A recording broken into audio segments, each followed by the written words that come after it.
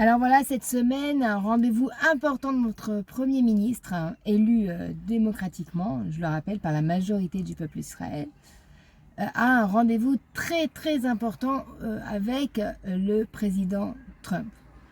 Alors, les faits ne trompent pas, Benjamin Netanyahou est le premier dirigeant étranger à rencontrer le président Donald Trump. Alors ça témoigne une fois de plus de son énorme influence sur la scène internationale et de l'alliance forte et indéfectible entre Israël et les États-Unis quand Trump est aux commandes. Alors le lien personnel et professionnel profond entre le Premier ministre Netanyahou et le président Trump n'est plus à prouver et pourtant pour ceux qui l'ont oublié, grâce à ce lien, des réalisations historiques ont eu lieu. Alors des réalisations extraordinaires comme les accords d'Abraham, la reconnaissance du plateau du Golan, le transfert de l'ambassade des États-Unis à Jérusalem. Bon alors, on aimerait parler des futures collaborations qui seront innovantes et qui sont soufflées dans les couloirs et qui renforceront évidemment la sécurité d'Israël au Moyen-Orient.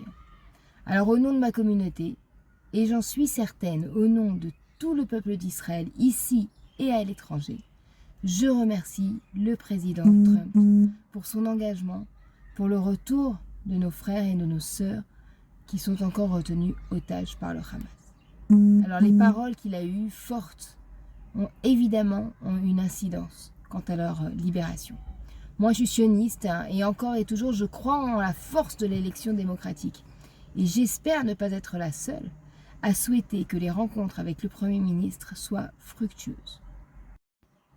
J'espère qu'elles conduiront à une victoire totale sur nos ennemis, et il y en a, dans tous les domaines et dans le monde entier, et aussi à une brillance encore plus grande de notre peuple, qui est le peuple des Lumières, vraiment la lumière du monde. Souhaitons également la souveraineté logique et historique d'Israël en Judée-Samarie, quand même.